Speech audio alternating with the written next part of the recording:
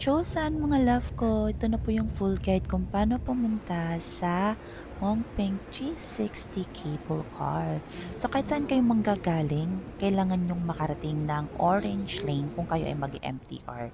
Then, dulo kayo, kailangan makarating kayo ng Tungchung.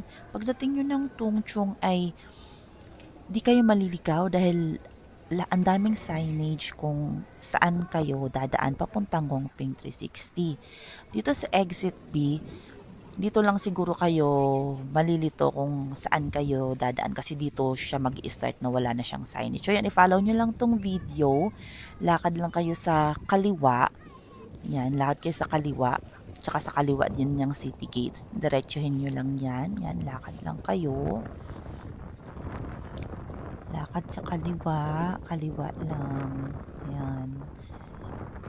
Basta pagdating nyo ng exit B ng MTR, kaliwa lang kayo dyan. Makikita nyo, baybayin nyo yung kaliwa ng city gates.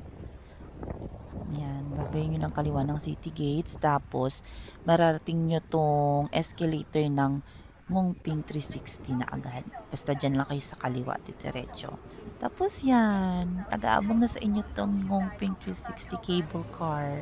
Enjoy!